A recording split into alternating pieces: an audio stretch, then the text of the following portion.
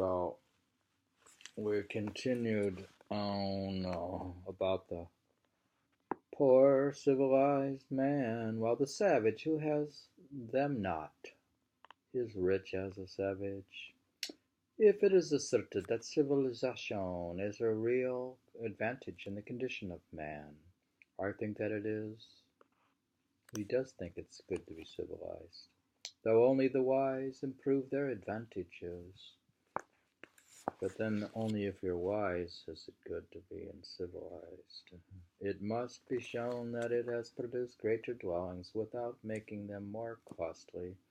And the cost of a thing is the amount of what I will call life, which is required to be exchanged for it. That's a common intuition. How long are you willing to commute to pay for your house? 2 hours a day or 4 hours a day?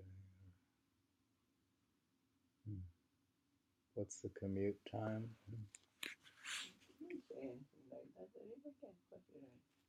I would call life which is required to be exchanged for it immediately or in the long run. An average house in this neighborhood costs perhaps $800. Wow. And to lay up the sum would take from 10 to 15 years of the laborer's life.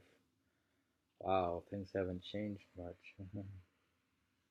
Even if he is not encumbered with the family, estimating the pecuniary value of every man's labor at $1 a day, for if some receive more, others receive less, so that he must have spent more than half his life commonly before his wigwam will be earned. Wow. If we suppose him to pay a rent instead, this is but a doubtful choice of evils. Would the savage have been wise to exchange his wigwam for a palace on these terms? A palace. With the palace you get a flush toilet with hot water and a shower, maybe a bathtub. You could have a refrigerator. What else comes? You have heat. And if it's really luxurious, you'll have air conditioning. Or electricity is nice. But you don't need a TV at all, because you could read Walden instead. It may be guessed that I reduce almost the whole advantage of holding this superfluous property as a fund in store against the future, so far as the individual is concerned, mainly to the defraying of funeral expenses. But perhaps a man is not required to bury himself. Nevertheless, this points to an important distinction between the civilized man and the savage, and no doubt they have designs on us for our benefit in making the life of a civilized man an institution in which the life of the individual is to a great extent absorbed in order to preserve and perfect that of the race. But I wish to show at what a sacrifice this advantage is at present obtained, and to suggest that we may possibly so live as to secure all the advantage without suffering any of the disadvantage. How are we going to get this Waldonian cabin in the woods? You have to build it by hand. What mean ye by saying that the poor ye have always with you, or that the fathers have eaten sour grapes, and the children's teeth are set on edge? Quote, as I live, saith the Lord God, ye shall not have occasion any more to use this proverb in Israel. Quote, behold, all souls are mine, as the soul of the Father, so also the soul of the Son is mine. The soul that sinneth, it shall die. How's that relevant? When I consider my neighbors, the farmers of Concord, who are at least as well off as the other classes. Do you think farmers are typically as well off as the other classes? I find that for the most part they have been toiling 20, 30, or 40 years, that they may become the real owners of their farms, which commonly they have inherited with encumbrances, or else bought with hired money, and we may regard 1/3 of that toil as the cost of their houses, but commonly they have not paid for them yet. Remember Taylor was talking about how the farmers who pay rent are failing and the ones who own are surviving. As typical. The farmers are suffering who pay rent because they can't pay the rent. Hmm. It's not surprising. It's a repeating pattern. But it is true. The encumbrances sometimes outweigh the value of the farm, so that the farm itself becomes one great encumbrance. And still a man is found to inherit it, being well acquainted with it, as he says. On applying to the assessors, I am surprised to learn that they cannot at once name a dozen in the town who own their farms free and clear.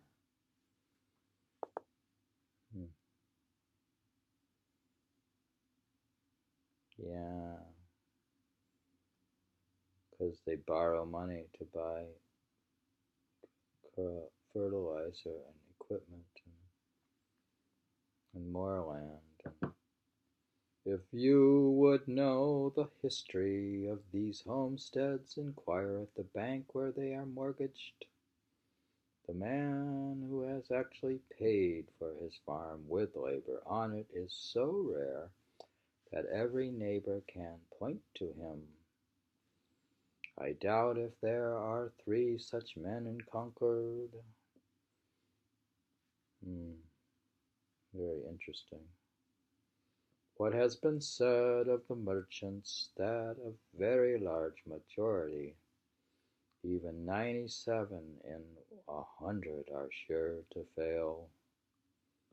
God, that's true too. Is equally true of the farmers? 97%.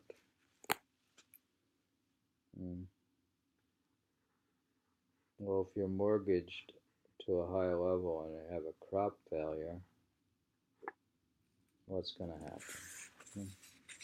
With regard to the merchants, however, one of them says pertinently that a great part of their failures are not genuine pecuniary failures, but merely failures to fulfill their engagements, because it is inconvenient.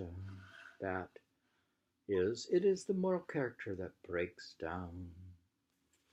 But this puts an infinitely worse face on the matter, and suggests besides that probably not even the other 3 succeed in saving their souls, but as perchance bankrupt in a worse sense than they who fail honestly.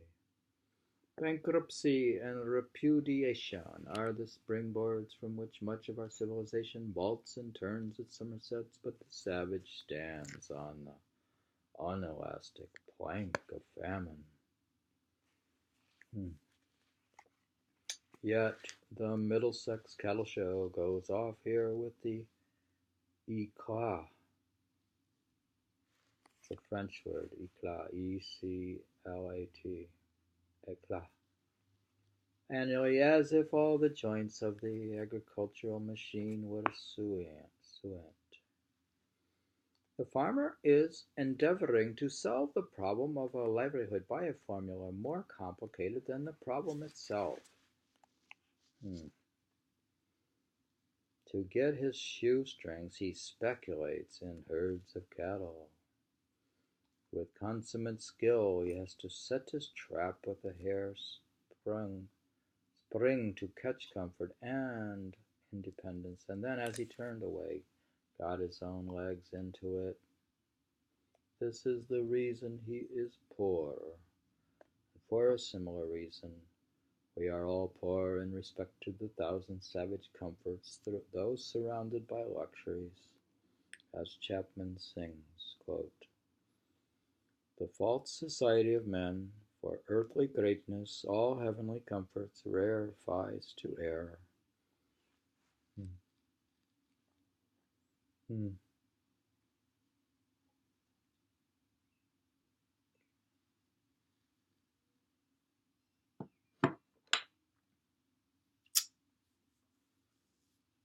Hmm.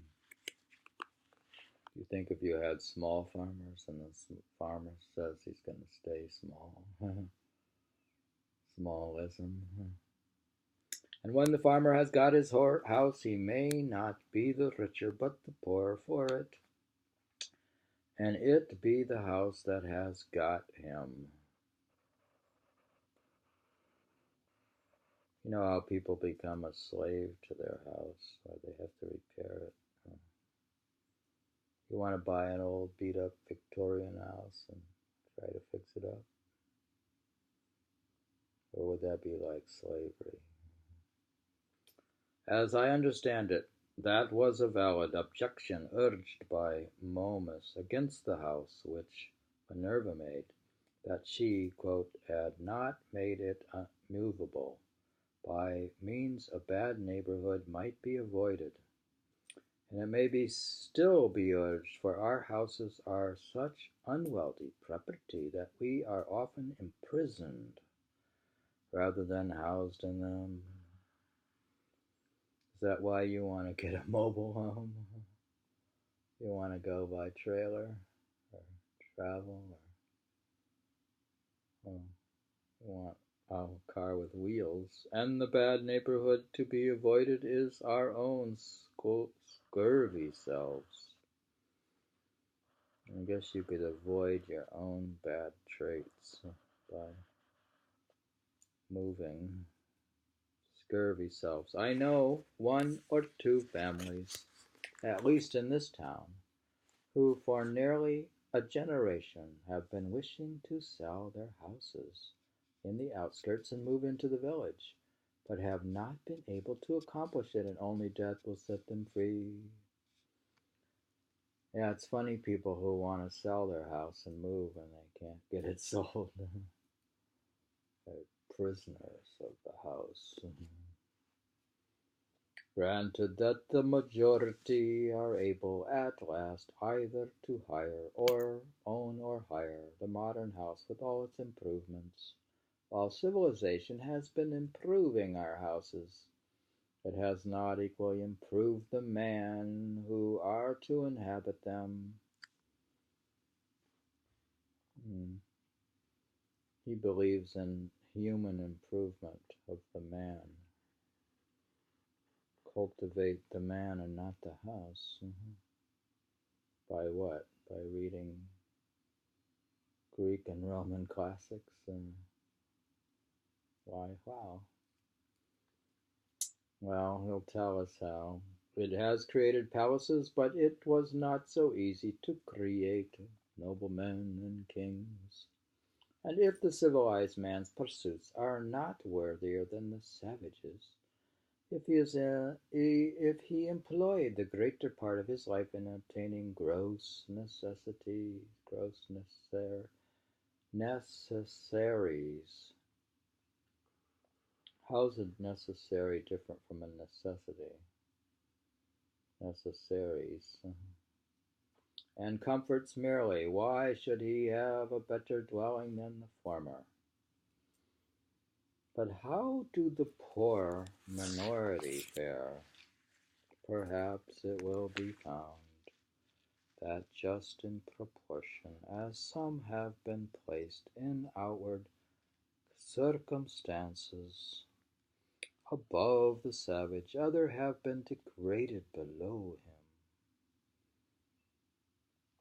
If you're really poor, does that put you below the Indians? Could be.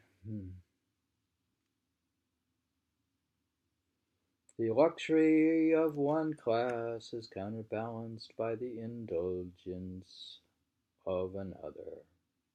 On the one side is the palace, on the other are the almshouse and the silent poor. The myriads who build the pyramids to be the tombs of the pharaohs were fed on garlic. Do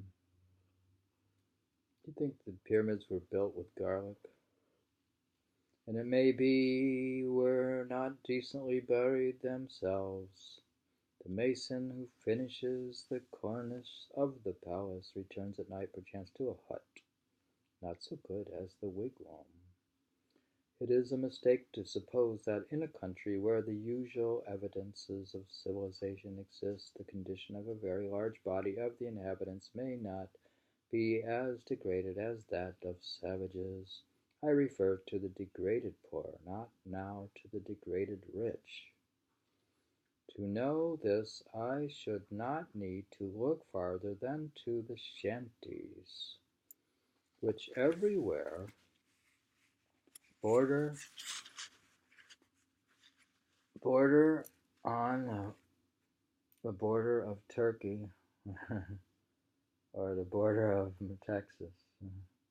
No, I mean the border are railroads, that last improvement in civilization, where I see in my daily walks human beings living in sties, and all winter with an open door for the sake of light without any visible, often imaginable woodpile, and the forms of both old and young are permanently contracted by the long habit of shrinking from cold and misery, and the development of all their limbs and faculties is checked. It certainly is fair to look at that class by whose labor the works which distinguish this generation are accomplished.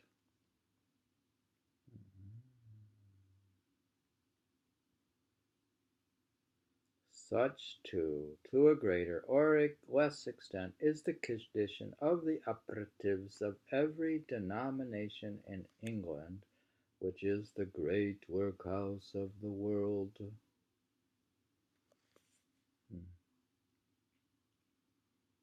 Or I could refer you to Ireland, which is marked as one of the white or enlightened spots on the map.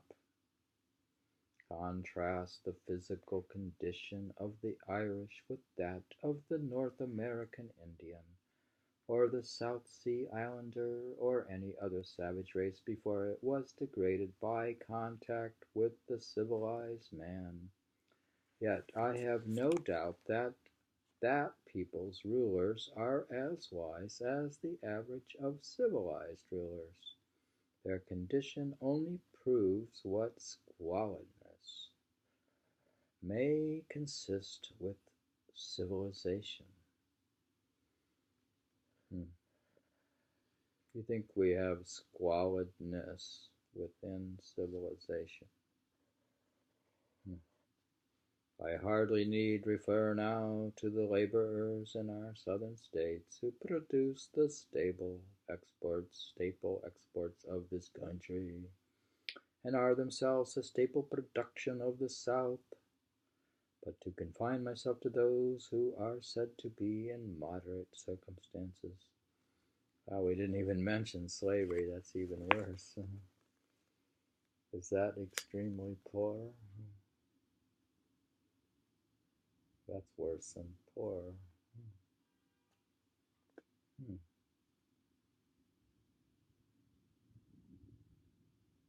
That's horrible. That's part of the squalidness of civilization. Most men appear never to have considered what a house is, and are actually, though needlessly poor all their lives, because they think that they must have such a one as their neighbors have. Should we get one that is better than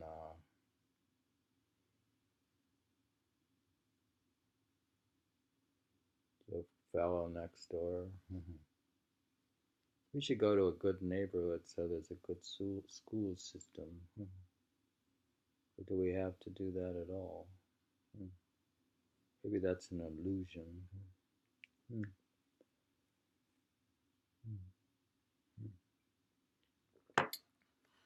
As if one were to wear any sort of clout. What? As if one were to wear any sort of coat, while the tailor might cut out for him, or gradually leaving off palm leaf hat or cap of woodchuck skin, complain of hard times because he could not afford to buy him a crown.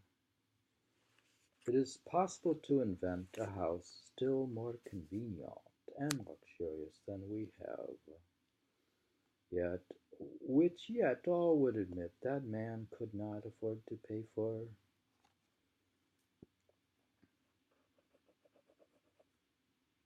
Should we live in that pencil-thin tower like those super talls in Manhattan? What is it, 100 million or 10 to million to 100 million? How can we afford it?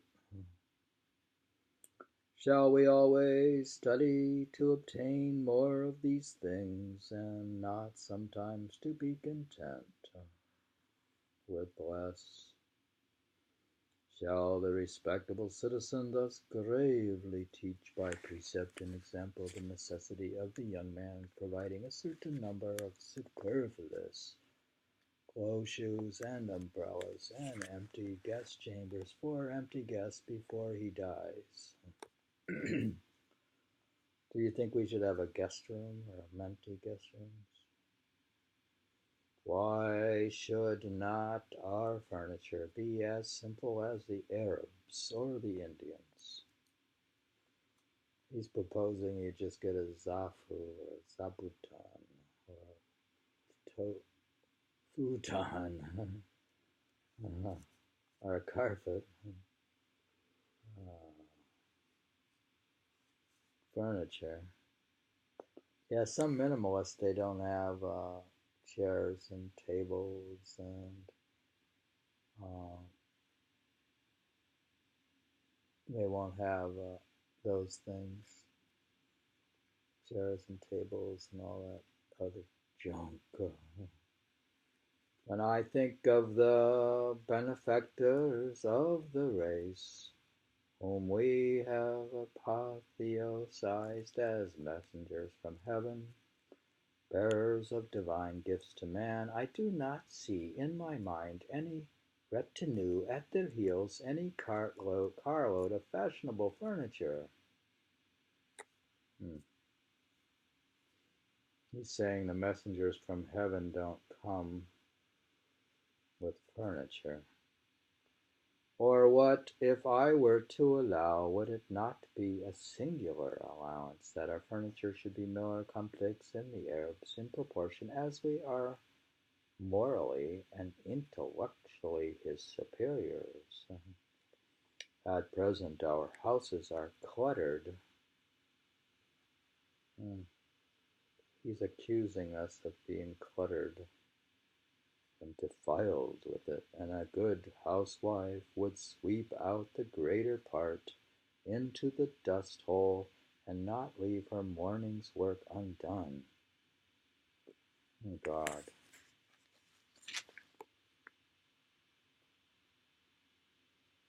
It's really sad when you're a declutterer and you have decluttered and you've decluttered again and you're still cluttered. And then Thoreau says, at present our houses are cluttered and defiled with it, and a good housewife would sweep out the greater part into the dust hole and not leave her morning's work undone.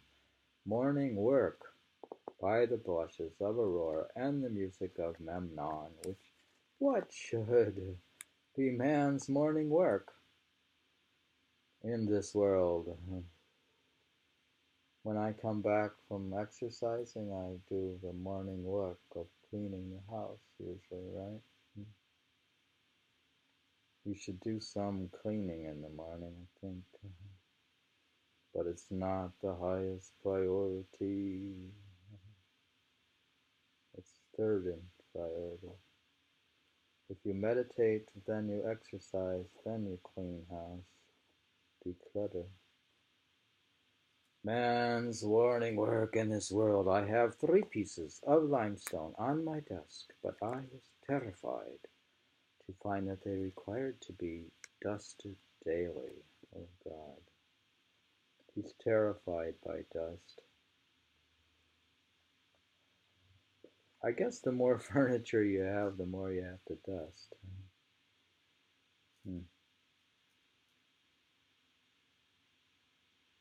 And the more complex spaces upon the furniture, the more furniture, the more complex shape of the furniture, the more area to dust.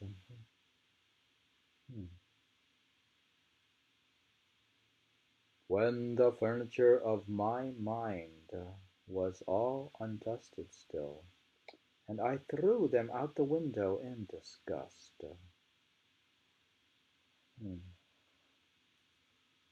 How then could I have a furnished house? I would rather sit in the open air, for no dust gathers on the grass, unless where man has broken ground. So you would want to get an apartment that's unfurnished. And then just don't furnish it.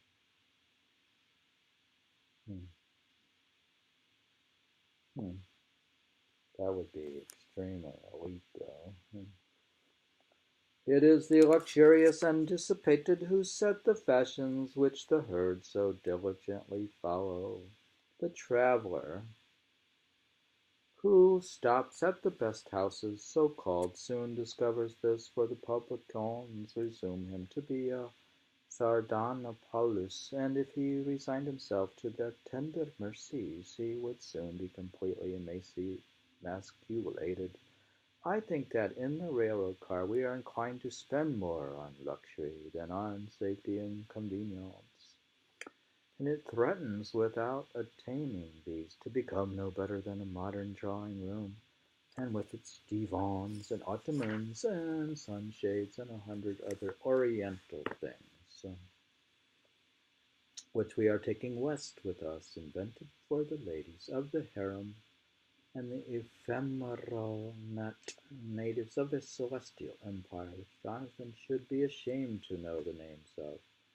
I would rather sit on a pumpkin and have it all to myself than be crowded on a velvet cushion. I would rather ride on earth in an ox cart with a free circulation than go to heaven in the fancy car of an excursion train and breathe a malaria all the way. I have to stop here. And I guess we learned how to declutter your house. So we did learn something, and how it's better to own than to rent, especially if you're a farmer, I guess. But does it have to take a third of your life or so or more to pay for it? A third of your time? This is complicated. We never solve the problem, and usually you don't solve the problem. Thoreau proposed the problem and no one solved it. It's still unsolved. Did you solve the problem in architecture class? No. No one solved the problem. So the problem Thoreau proposed still exists as he proposed it. Part 3 of Economy and Walden.